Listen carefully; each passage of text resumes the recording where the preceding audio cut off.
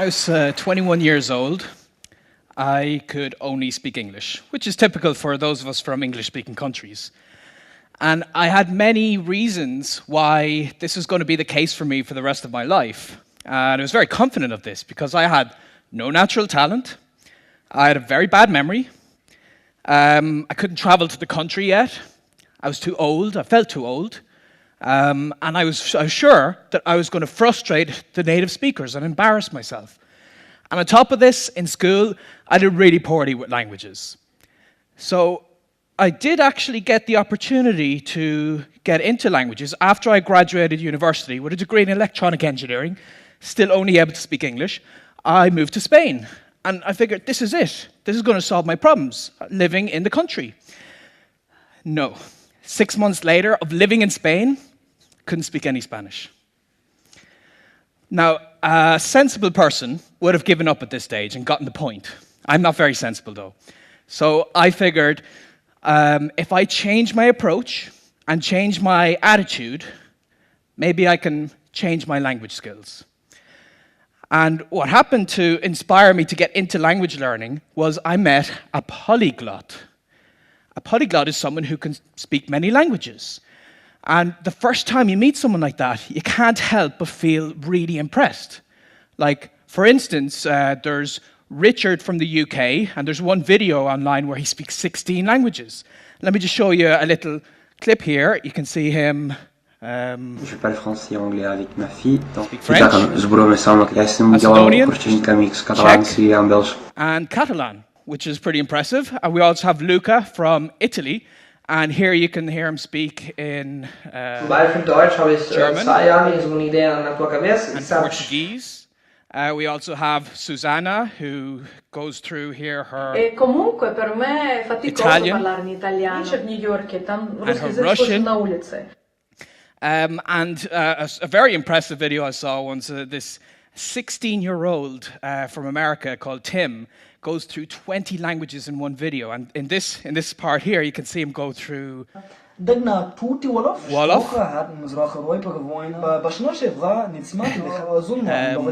Yiddish, Hebrew, Arabic, Turkish, Swahili, and Hindi. So, wow. I met someone like this and I was so impressed. I thought to myself, you know, I want to be like that. But the reason I wanted to be like that is because I wanted people to think I'm smart, to be impressed with me. And I met this polyglot at the start of my time in Spain, and with this very superficial motivation, just because it would be cool to learn a language, I failed. So what I discovered after those 6 months is one of the biggest problems we have in language learning, but we don't know it, and that's motivation. A lot of us start with the wrong motivation to learn a language. We're learning the language just to pass an exam, to improve our career prospects, or in my case, for superficial reasons, to impress people. And what I found is those polyglots I've just shown you in the video, the reason they're learning the language is because they're passionate about that language. They're passionate about the literature and the movies and being able to read in a language and, of course, to use it with people. And when I changed that priority of using the language with people, I was able to learn the languages myself. But there are a lot of things that people feel would not allow them to learn language. So I want to go through, I think there's 5, I asked a lot of people, there's 5 major reasons they'd never get into language learning. So let me go through some of these here. The first is that they've no language gene or talent. No language gene or talent. Well, what does that mean? I mean, sometimes this is actually just a self-fulfilling prophecy. In my case, when I hadn't learned language growing up, or the 6 months of failed learning Spanish, it was just me telling myself, I don't have the language gene, so there's no point in really doing any work in the language. Because I didn't put the work in, I didn't learn the language. It's just a vicious circle. It's all in your head. There's no language gene. We all have it already.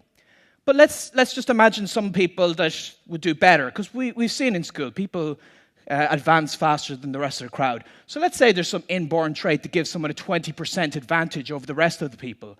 Good for them. But that doesn't mean that you can't. It just means you have to work 20% harder. And I found that, at least in my case, when I work harder, I can catch up with the naturally talented and even overtake them. So not having talent is not a good excuse.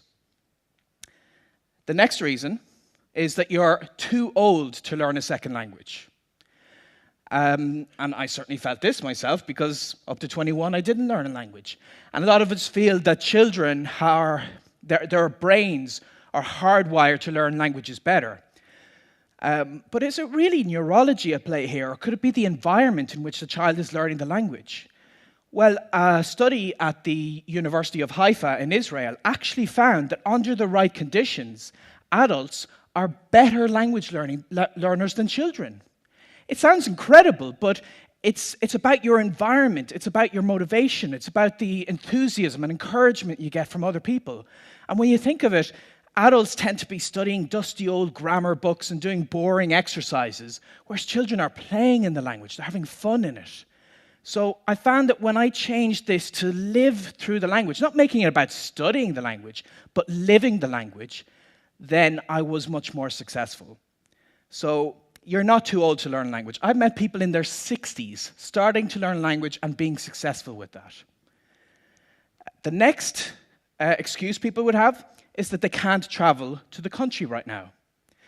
Now, maybe 20 years ago, this would have been a valid excuse, but nowadays, the world is smaller than you think. Thanks to the internet, we can connect with native speakers from across the planet, and you'll see that in a lot of cases, they might want to learn your language, and then money isn't even an issue, because you teach them a little and they teach you a little. But even forgetting the internet for a moment, a lot of us live in cities or towns that are more international than what we think. And when I was traveling in America, I made it to Columbus, Ohio, of all places, to meet this very interesting polyglot called Moses. And he does what he likes to call leveling up, where he'll go to some public place and just see if he can find some foreigners and practice the language with them. And I joined him when we went to a mall in Columbus, and the two of us managed to practice 12 languages. And just here in this clip, you can see he goes to his Cantonese and his Cambodian. And you can see the guy really appreciated them trying. So you can learn a language anywhere. And I wanted to push this to the limit. My most recent project, I went to the middle of Brazil, of all places, to learn Egyptian Arabic.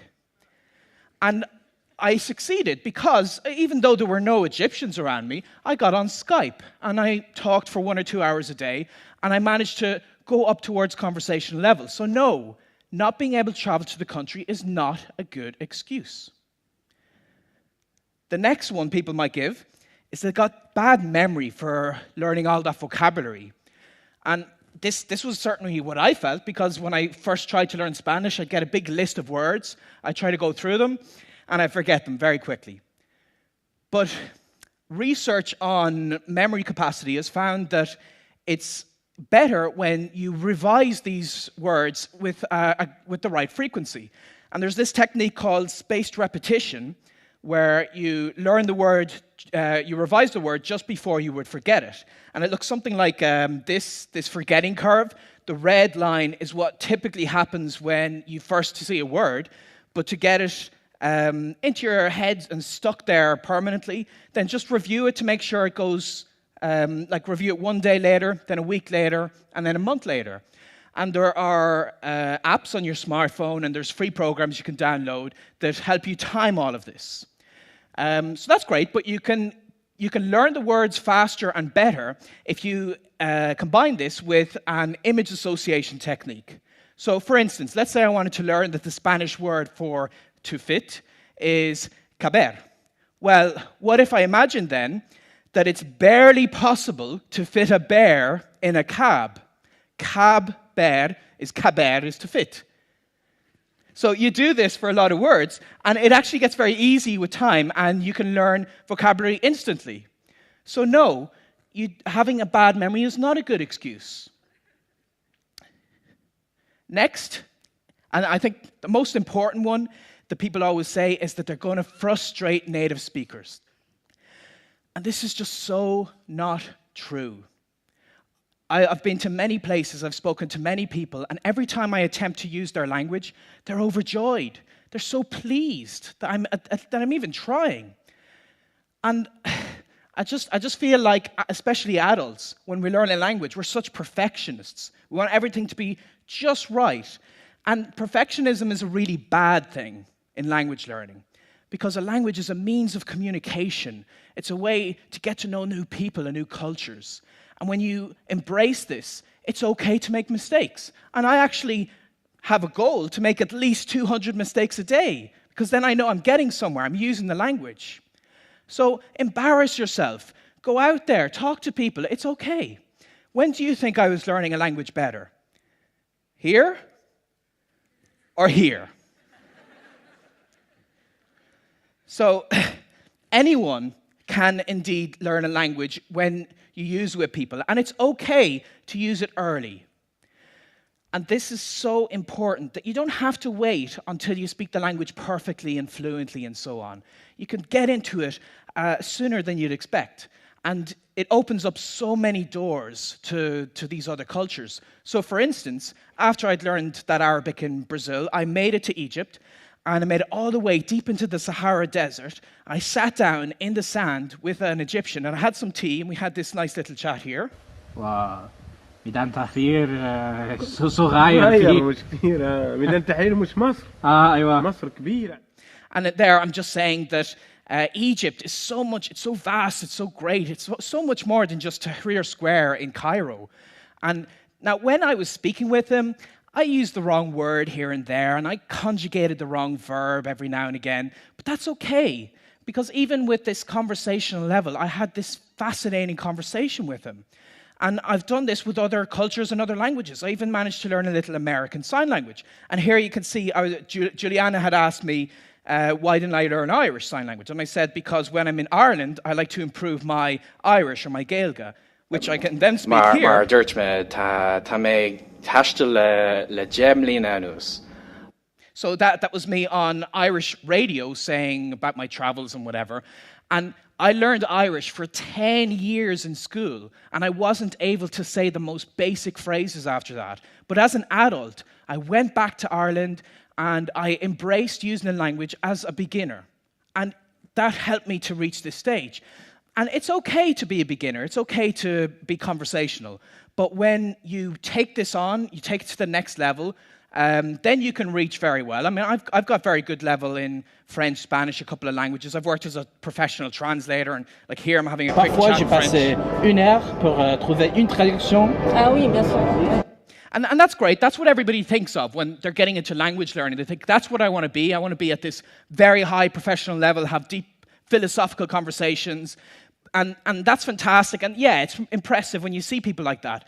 But rather than be impressive, I think it's so much better when you embrace the beginning stage of language learning. And one of the most amazing experiences I've had was when I was in China on the train, 2,000 kilometers deep into China, and I had a basic conversation of what's your name? And it turned out I was given my Chinese name there on the train. And look, this is how it went. 你叫什么名字？ What's your name? 我叫 Benny. I'm Benny. Benny. 我没有中文。